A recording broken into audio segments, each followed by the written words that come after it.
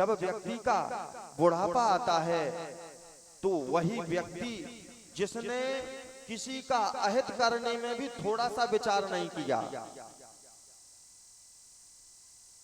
उसी व्यक्ति का जब बुढ़ापा आता है तो उसका शरीर कांपने लगता है और भगवान को याद करने लगता है कि हे प्रभु, जब मैं गर्भ में था तो केवल एक ही चिंतन करता था कि हे प्रभु, इस गर्भ के नरक से बाहर निकले तो केवल भगवान का ही आश्रय लेंगे, भगवान की कथा का ही आश्रय लेंगे, भगवान की कथा का ही आश्रय लेंगे। ये विचार किया था।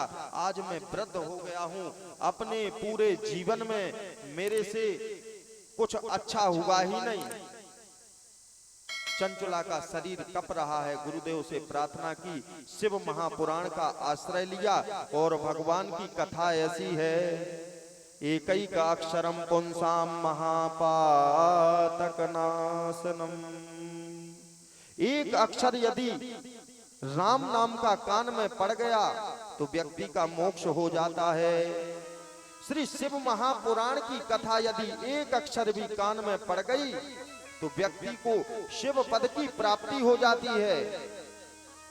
चंचला की दुर्गति होते होते बच गई, गुरुदेव की ऐसी कृपा हुई। इसीलिए गुरु बनाओ जान के और पानी पियो छान के। गुरु भी हर किसी को नहीं बना लेना चाहिए, सतपात्र को गुरु बनाना चाहिए। और गुरु के भी लिए एक नियम है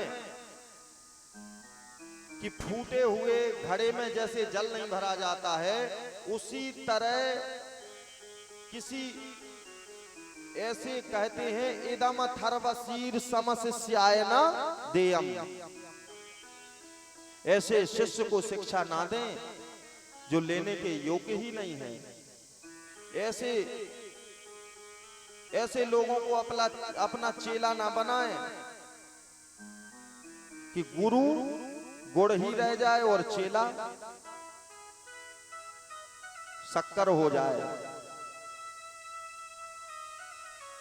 कहते हैं एक गुरुजी थे, 2-3 लोगों ने विचार किया कि चलो उनसे दीक्षा लेते हैं। सभी लोग ध्यान से सुनेंगे। 2-3 बालकों ने विचार किया कि उन गुरुजी से दीक्षा लेते हैं। और गुरुजी सोचते थे कि कहां इन लोगों में पढ़ेंगे, नए लड़के हैं, देने लायक हैं कि नहीं हैं।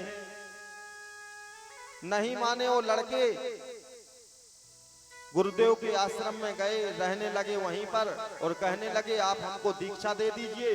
गुरुदेव ने सोचा इनकी भगवान के प्रति भक्ति अच्छी समझ में आती है, तब तो दीक्षा लेने के लिए कह रहे हैं।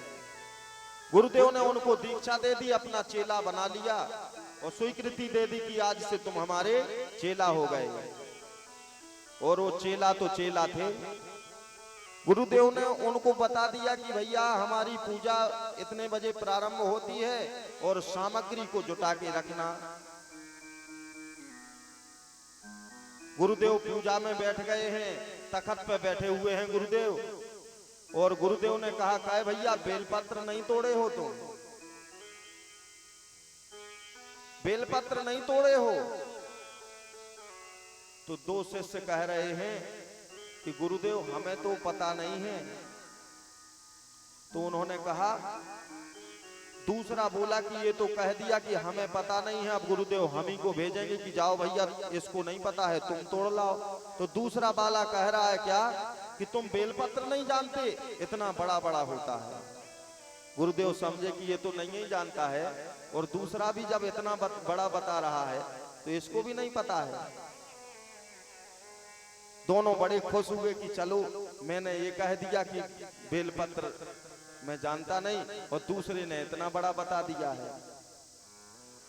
अब गुरु तो गुरु होता है। फिर गुरुदेव ने कहा ठीक है तुम जानते नहीं और तुम कह रहे हो इतना बड़ा होता है और मैं कहता हूं इतना बड़ा होता नहीं है।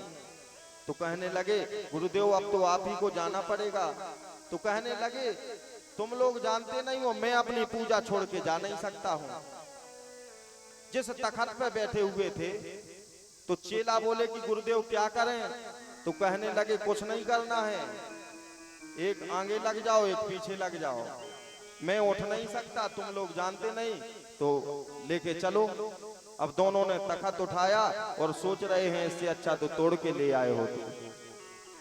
तो कई शिष्य ऐसे होते हैं, गुरु से ठिठोली नहीं करना चाहिए। गुरु की बड़ी महिमा है और गुरु मंत्र की बड़ी महिमा है। आपको यदि किसी अनुष्ठान की सिद्धि कोई करा सकता है तो आपका गुरु मंत्र ही उसकी सिद्धि करा सकता है। गुरु मंत्र ही आपके अनुष्ठान को सिद्ध करेगा। क्यों? क्योंकि गुरु मंत्र की महिमा है। वो मंत्र के द्वारा जो आप पुण्य अर्जित करते हैं, वही पुण्य आपको स्वर्ग लोक में लेके जाने की सामर्थ्य रखता है। और सबसे बड़ी अव्यवस्था तो अपने यहाँ पर ये बनी हुई है कि प्रायः मनुष्यों को अपने गुरु मंत्र का पता ही नहीं होता है, जिससे उनका उद्धार है, जिससे उनका कल्याण है। गुरु क्या किसी को गुरु बनाया है तो हमेशा रहने वाला है? वो हमेशा नहीं रहता है। गुरु को भी एक दिन यहां से जाना है। गुरु को भी एक दिन यहां से जाना है, लेकिन गुरु मंत्र अमर है। गुरु मंत्र के प्रति जो आपकी श्रद्धा है वही आपको फल देती है। अब कोई कहे कि भैया जब गुरु मंत्र के प्रति केवल श्रद्धा है तो गुरु के प्रति श्रद्धा क्यों आवश्यक है, क्यों जरूरी है? गुरु की निंदा जो सुनता है उसको नरक की यातनाएं भोगनी पड़ती हैं।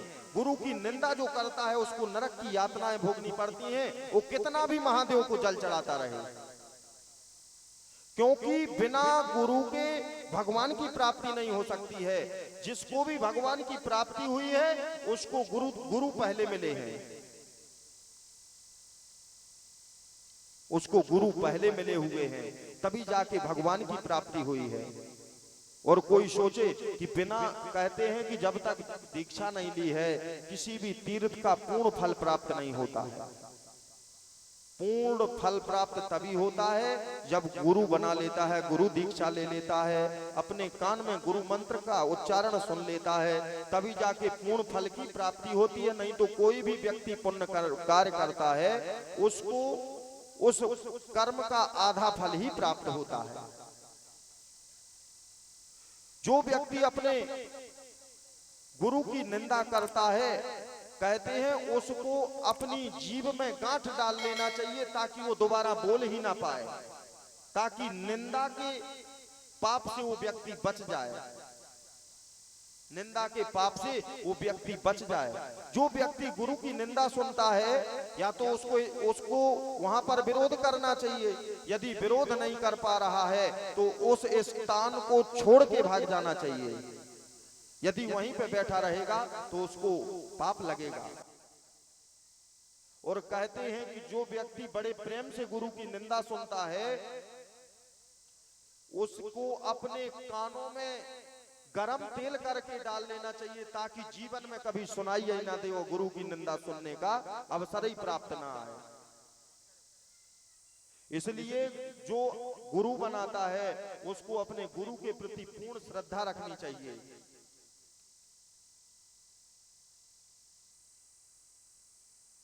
एक गुरुजी ने एक शिष्य तैयार किया, दीक्षा दे दी, पानी आया, गुरुदेव बाहर से भीतर गए कुटिया में। इसके बाद शिष्य भी कुटिया में ही बैठा हुआ है क्योंकि पानी आ रहा था। गुरुदेव ने कहा जाओ और देख करके आओ। गुरुदेव ने पहले उससे कहा, गुरुदेव ने पहले अपने शिष्य से कहा कि जो गाय बंधी हुई है, पानी बरस रहा है, उस गाय को बंधन से मुक्त कराओ ताकि वो छाया में आ जाएगी, उसके ऊपर पानी नहीं बरसेगा। उससे